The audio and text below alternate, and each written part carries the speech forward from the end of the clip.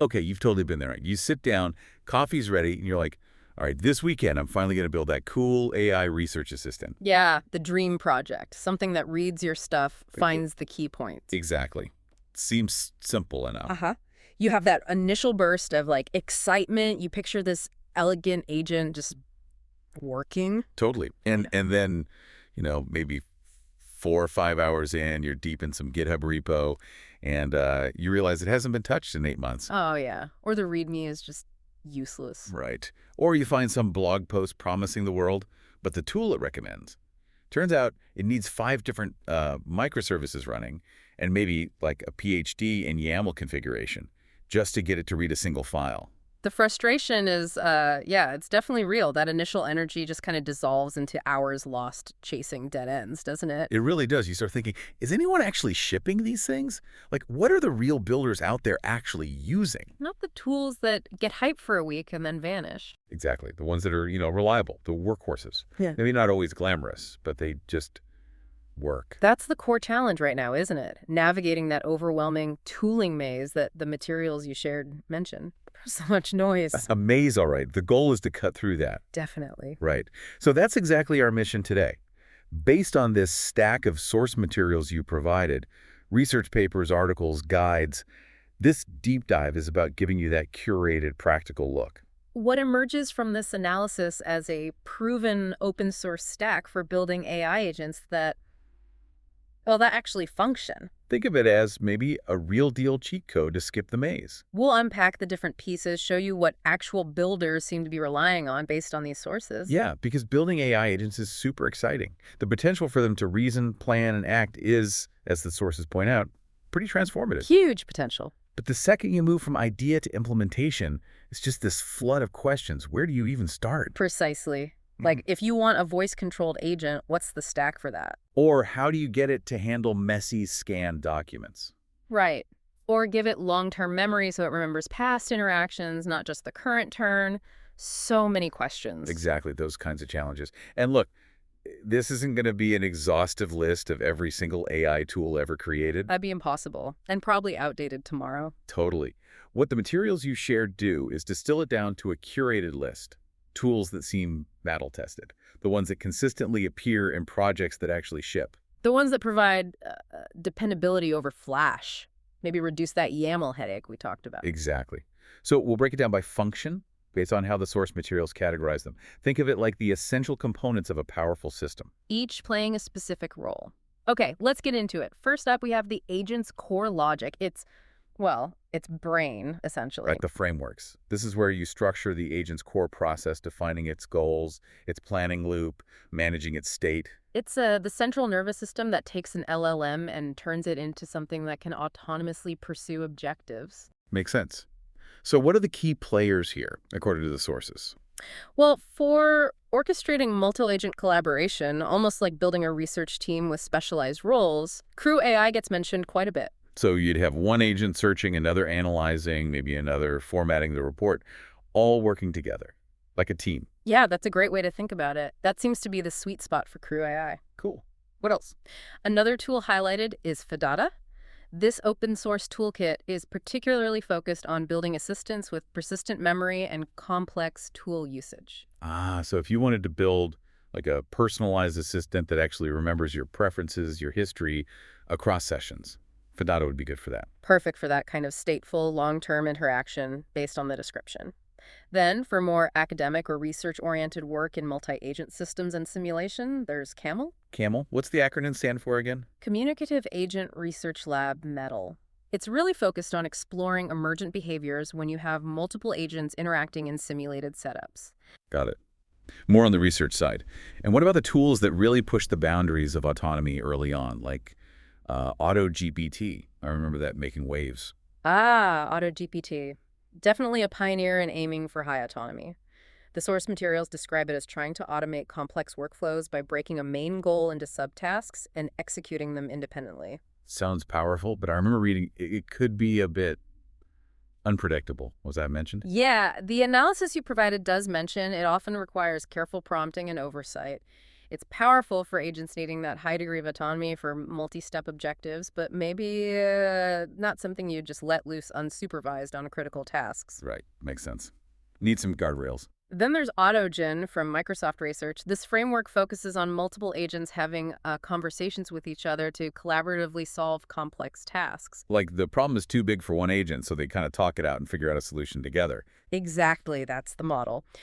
For a more developer-first approach, aiming for a streamlined path to building and managing autonomous agents, Super AGI is highlighted. Okay, so focused on getting something deployed faster. That seems to be the goal, yeah, providing a quicker path to shipping.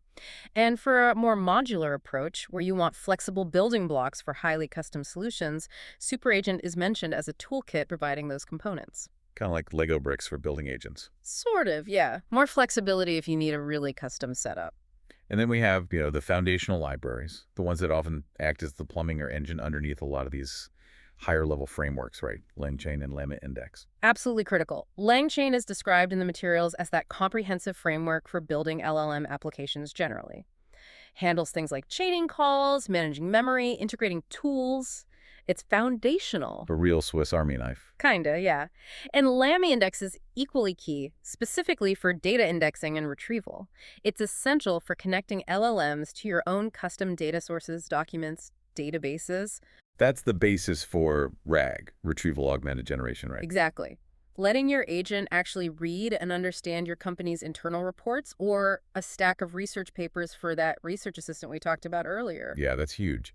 So LangChain and LlamaIndex are really the go-to for managing memory, doing RAG, building tool chains, and often they underpin these other frameworks. That's definitely the picture painted by the sources. They're often working behind the scenes. Okay, so that gets the agent's core thinking process structured. But an agent needs to interact with the world, right? It can't just think. Exactly. It needs hands and eyes, computer and browser use. Right. Giving your agent the ability to actually interact with the operating system and the web, just like a human would, clicking, typing, scrolling, scraping information, running scripts. Bridging the gap between its thought process and taking action in the digital world. So what's the tool that lets it, run code and interact with files directly on your machine? I think I saw that mentioned. That would be Open Interpreter. The source materials describe it as letting LLMs run code Python, JavaScript, shell scripts directly from natural language commands. So you could tell it things like, find all PDF files in this folder and count the pages, and it just does it. Yeah, it handles generating and executing the necessary code locally. Super powerful for automating tasks directly on your computer, local file operations, system interaction. Wow, okay. That opens up a lot of possibilities. Very much so. Then the analysis you shared touches on more advanced concepts, like self-operating computer frameworks. These are described more as research projects aiming for full desktop control. Like the agent literally seeing your screen, controlling the mouse and keyboard on Windows, macOS, or Linux. That's the ambition. So it could potentially automate tasks across, like Photoshop, a web browser, and a spreadsheet application, all interacting visually. That sounds complicated. It is. The source materials note this is still an active area of R&D with varying levels of stability. Think cutting-edge research for now. Gotcha. So maybe not for your first agent project. Probably not. Related to this are frameworks like AgentS and other UI automation frameworks. They allow agents to use existing UI applications by interpreting visual information directly from the screen. Okay. So if an app doesn't have a clean API, the agent can still use it by seeing and clicking elements, like a human would. Precisely. It's visual interaction. Then, specifically for building web agents, there's LlamaIndex. LlamaIndex. What's its focus? It's highlighted for its focus on letting LLMs navigate websites, understand the structure, fill forms, and click buttons based on natural language instructions. Think automating complex web scraping or online data entry. Okay, so specifically designed for web tasks using LLM's understanding. Right, and underneath that, or maybe used alongside it, there are the foundational browser automation libraries that a tool like LlamaIndex might even leverage. The heavy lifters for browser stuff. Yes, absolutely essential are Playwright from Microsoft and Puppeteer from Google. Playwright is described as a powerful library supporting all major browsers, Chromium, Firefox, WebKit, known for reliable scripting. Good for testing and scraping. Yeah, great for end-to-end web testing, simulating user flows, and reliable web scraping. Puppeteer is a hugely popular Node.js library specifically for Chrome and Chromium automation. Also great for scraping dynamic sites, front-end testing, or generating PDFs. So if your agent needs to reliably and deeply interact with the web, filling out forms, clicking things, extracting data, these two libraries are kind of the bedrock, Playwright and Puppeteer. Exactly. They're often the underlying engines providing that robust web interaction capability. You'll see them used everywhere for web automation. Okay, brain, hands, eyes. Check. What about giving our AI agent a mouth and ears? Voice capabilities seem pretty key for lots of applications. Crucial for natural conversation, yeah. This category, according to the sources, breaks down into understanding spoken language, speech-to-text, or STT, and responding naturally, text-to-speech, or TTS. Makes sense. How do the materials group the tools? Well, for handling the entire voice conversation loop in real time, you've got a few options mentioned. Handling both sides of the call, back and forth. Low latency would be key there. Totally. Ultravox is mentioned as a top-tier model focusing specifically on speed and responsiveness. The sources note this makes it ideal for live interactive agents where that low latency is critical. Okay, for real-time chat. Moshi is described as another strong option, valued for reliability specifically in live interaction scenarios, good for conversational AI or voice-controlled apps where stability is paramount. So maybe less bleeding edge speed, more reliability. That's kind of the impression. And then PipeCat is presented as a full-stack framework explicitly for building voice agents. It aims to handle the entire pipeline. Pipeline meaning STT, LLM, TTS, all integrated. Yeah, exactly. And the sources even hint at future video integration, so it sounds more comprehensive for like building a complex voice bot or virtual assistant from the ground up. Okay, like an end-to-end solution. Interesting. Then, just for the STT part, just converting speech to text Whisper from OpenAI is highly acclaimed. Heard a lot about Whisper. Yeah, the source analysis emphasizes its exceptional accuracy, multilingual capabilities, and robustness, even with accents and background noise. It seems like the go-to for transcribing voice commands, meetings, or any voice input. So industry standard almost. Pretty much seems that way from the materials. And Stable T's. I saw that mentioned alongside Whisper. Ah, yes. Stable T is presented as a developer-friendly wrapper around Whisper. It adds useful features like word-level timestamps and improved real-time support. Okay, so handy if your voice chatbot needs precise timing or you need to generate accurate subtitles from agent output. Exactly those kinds of use cases. And for analyzing audio with multiple speakers, like figuring out who spoke when, the sources mentioned Speaker Diarization 3.1 from Pianote.audio. Ah, okay. So if you're analyzing, say, customer calls or meetings to understand the interaction flow between different people, that's super useful. Definitely. What about the other direction, giving the agent a voice to respond, TTS? Right, text-to-speech. ChatTS is highlighted as a strong open-source model for converting text to natural speech. It's described as fast, stable, and production-ready. Good for spoken responses, maybe audio versions of documents? Yeah, those kinds of applications. The source materials also reference commercial options like 11 Labs and Cartesia as benchmarks for quality. So not open source, but mentioned as the gold standard for naturalness. That's the context. They're cited for exceptional, highly human-like, or expressive voice quality if a commercial solution is something you'd consider for top-tier naturalness, maybe for premium voice assistants or audiobooks. Gotcha. So open source options like ChatTS are solid and production ready, but those commercial ones are still maybe the cutting edge for pure voice quality? That's the implication from the comparison in the sources, yeah. And then there are miscellaneous tools grouped together, like Vocode. Let's Vocode. It's presented as a toolkit specifically for building voice-powered LLM agents, simplifying the connection between STT, the LLM, and TTS. Seems great for rapid prototyping of voice-first applications. Sort of gluing the pieces together more easily. Looks like it. And VoiceLab, which seems to be less a single tool and more a category or framework concept for systematically testing voice agents. Wait, testing voice agents. How do you test a voice? What does the source say? The analysis indicates it's crucial for dialing in performance testing STT accuracy under different noise conditions, evaluating the naturalness of the TTS output across various phrases, simulating conversational flow with turns and interruptions. To make sure the agent handles them gracefully. Exactly. It's about creating structured audio test cases to catch potential breakdowns early, before users encounter them, ensuring the voice experience is actually good. Okay, that makes a lot of sense. So we've got the agent thinking, acting in the digital world, and talking. What about reading, especially dealing with messy formats like PDFs or scans that aren't just plain text? That's a huge challenge. Document understanding. Huge area. giving your agent the ability to read, interpret, and extract data from complex and unstructured formats. The source materials heavily feature vision language models here. VLMs, models that understand both images and text together. Exactly. Qwen2VL from Alibaba is highlighted as a particularly powerful VLM for this task. The analysis suggests it's exceptional specifically on complex documents. Like what kinds of documents? Things like invoices, scanned forms, or scientific papers that mix text with graphs and tables. It seems to perform well on layouts that confuse simpler OCR-only models. So it can handle those tricky visual elements and still extract the right information. Yeah, that's impressive. That's the reported strength, yeah. Huh. And then there's DocCowl2, described as a lightweight multimodal model focused on document understanding without relying solely on traditional OCR. Without OCR, how does that work? Does the source explain the mechanism? The analysis doesn't go into deep technical detail on the how, but it implies it processes the document more holistically, maybe looking at layout and visual features alongside text-like tokens rather than just recognizing characters first. Interesting. And the benefit? The benefit highlighted is it can be faster and more efficient, especially for unusual layouts or documents that traditional OCR struggles with, like maybe flyers or image-heavy forms. Fascinating.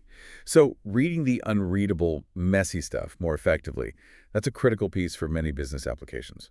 Totally. Now, to make the agent more than just like a single-turn assistant, it needs memory. Absolutely essential for continuity and context, giving it both short-term conversational memory and long-term recall so agents can learn from interactions, remember past info, build context. Otherwise, it's like talking to someone with amnesia every few seconds. Exactly. What tools are specifically dedicated to memory in this stack, according to the sources? memdiro is highlighted as an open-source project describing itself as a self-improving memory layer. Self-improving memory, what does that mean? The idea here, according to the materials, is memory that doesn't just store facts, but allows agents to adapt their behavior based on past feedback or outcomes. Oh, wow. Like personalized tutors or service agents that actually get better the more you interact with them. That seems to be the concept, a key piece for more sophisticated, adaptive agents. Very cool. What else for memory? Then there's Letta, formerly known as memGPT. This tool is specifically focused on managing long-term memory and navigating the limitations of LLM context windows. Dealing with that limited context window is a big problem. Right. Letta provides a scaffolding layer that allows agents to retain information from hundreds of documents or maintain coherent, continuous conversations over long periods, something standard LLMs really struggle with on their own. Okay, so designed specifically to scale memory way beyond just the current chat history or a few past turns. That's the focus. And of course, LangChain, mentioned earlier as a framework, also has built-in plug-and-play memory components. Right, has modules for that. Yeah, basic conversational history, integrating with vector stores for document memory, which ties back to RAG and LlamaIndex. If you're already using LangChain, its memory modules are a straightforward way to start adding this capability. Makes total sense.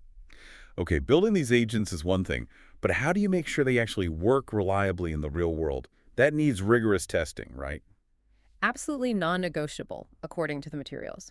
Rigorously testing agent behavior, catching bugs early, ensuring they don't break down unexpectedly when users rely on them. So what tools help with that? The sources actually re-mentioned VoiceLab here, didn't they? They did, yeah, but specifically in the context of testing frameworks for voice agents, as we discussed earlier. Right. Not just the underlying voice tech, but the process of systematically testing voice performance. Exactly. Why it's crucial. Testing STT accuracy under noise, evaluating TTS naturalness, simulating full conversational flows with interruptions or edge cases, building those structured audio test cases. Okay, so a framework to systematically evaluate voice performance is critical. What other testing tools are highlighted in the analysis? AgentOps is mentioned again. The source analysis describes it as a suite for tracking, benchmarking, and operating agents. How does it fit into testing specifically? Why it's crucial for testing. It gives you that holistic view of performance metrics during testing runs. Helps you compare different versions of your agent, different prompts, and spot where things break down before you deploy. So it kind of bridges testing and monitoring. Helps during development? It seems to span both, yeah.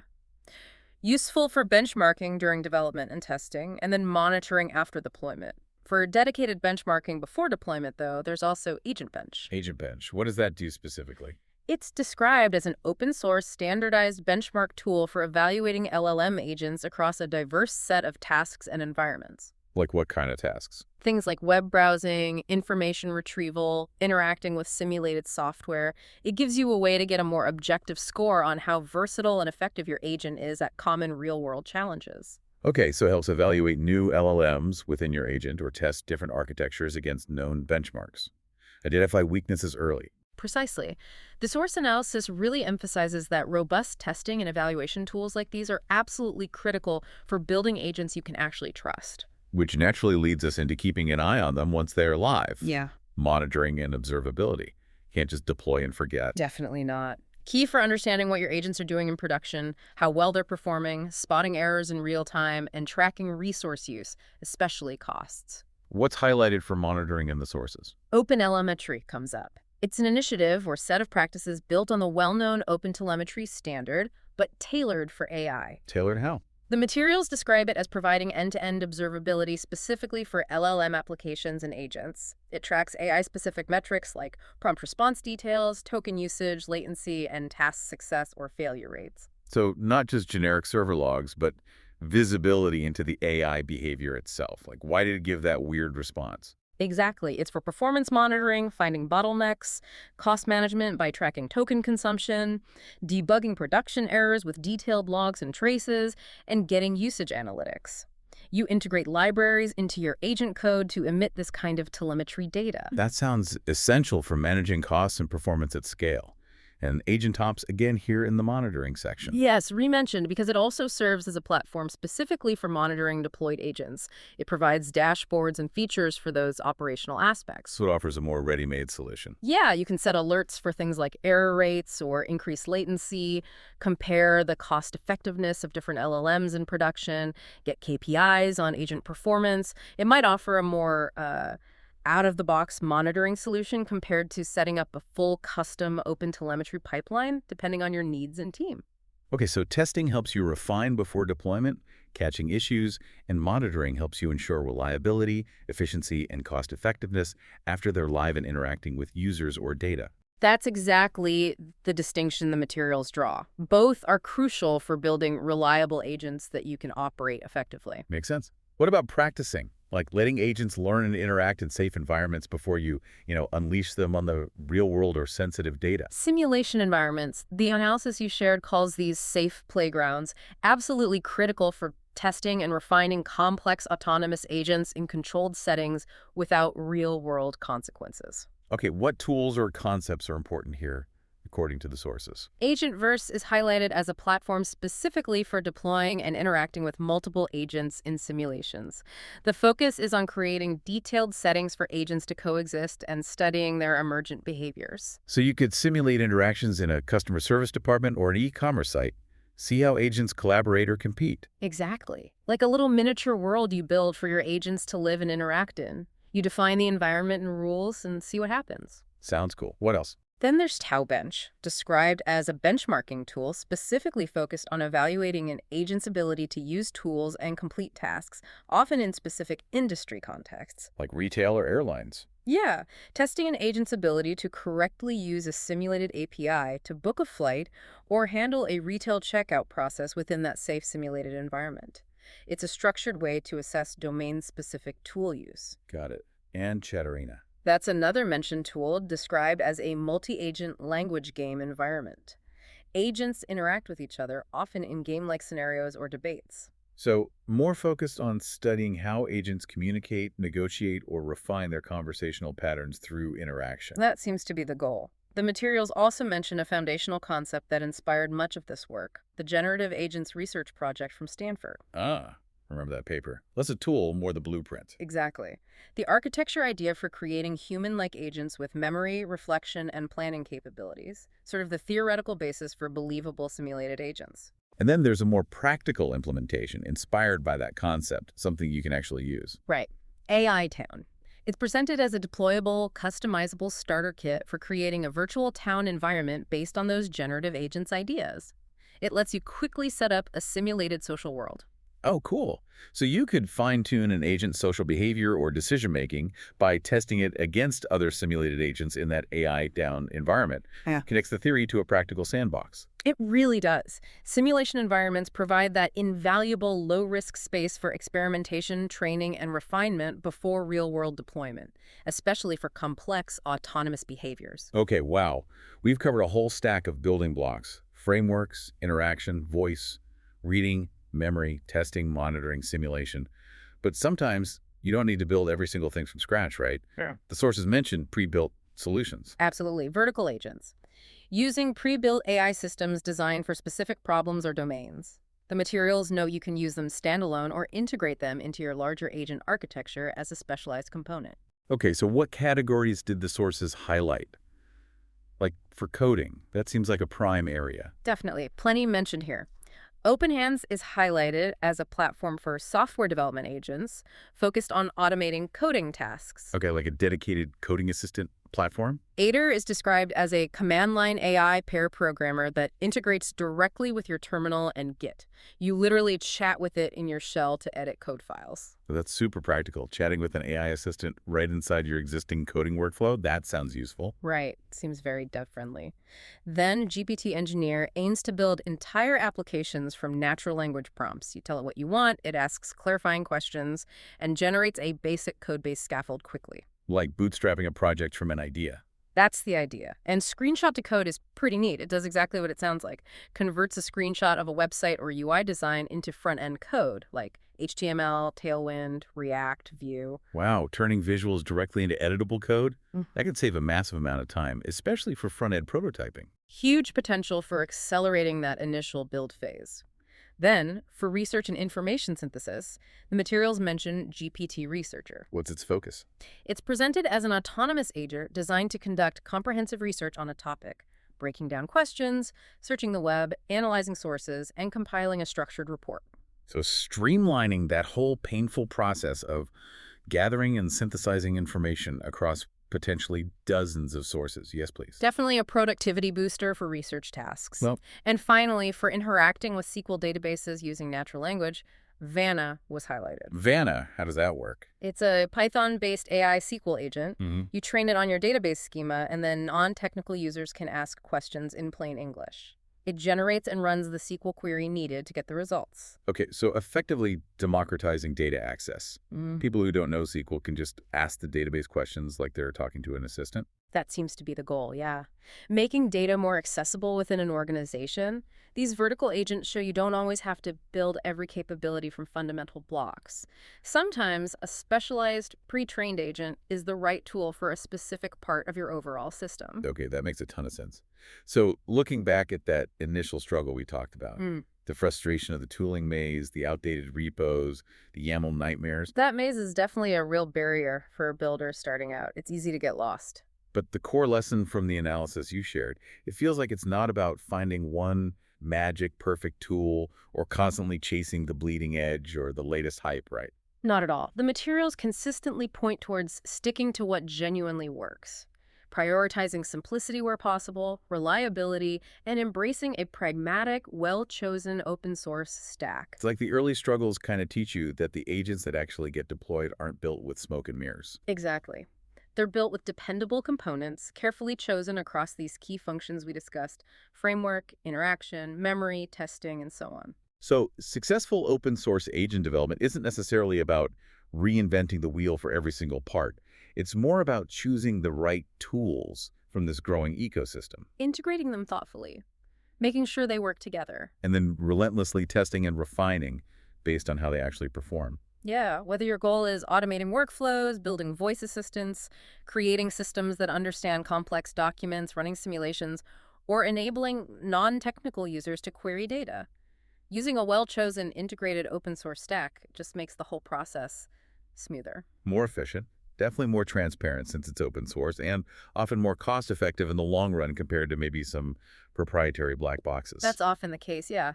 The analysis says it really well. This ecosystem is vibrant. The future is being built with these blocks. And based on these materials, you really do have everything you need to be a part of building it. The tools are there. You just need to navigate the maze effectively. Yeah, pick a category that resonates with the problem you're trying to solve. Explore one of the tools we mentioned in that area, maybe CrewAI for collaboration, or Open Interpreter for local tasks, or Qwen2VL for documents. Experiment, tinker. Just get started with something reliable from this kind of curated list rather than grabbing the first shiny thing you see on social media. Don't get lost in the hype maze. Pick a solid path and start building. Exactly. That feels like a really solid place to wrap up this deep dive. Hopefully this gives you, the listener, a much clearer picture of the landscape and some concrete places to start building, maybe bypassing some of that initial tooling chaos we all face. A curated look at the dependable tools that actual builders seem to be relying on, derived directly from the materials you shared with us, focusing on what works. Right. Thank you for joining us for this deep dive into the proven open source AI agent stack. From the core frameworks in memory to giving agents the capability to interact, understand documents, talk, and learn in simulations. The tools are out there, they're maturing, and they're ready to be put to work. Explore them, experiment with them, and see what kind of powerful agents you can build to automate workflows, create amazing assistants, or tackle complex data challenges. The possibilities really are pretty vast, and the barrier to entry is getting lower thanks to these open source tools. They absolutely are. Lots to build. We'll catch you on the next one.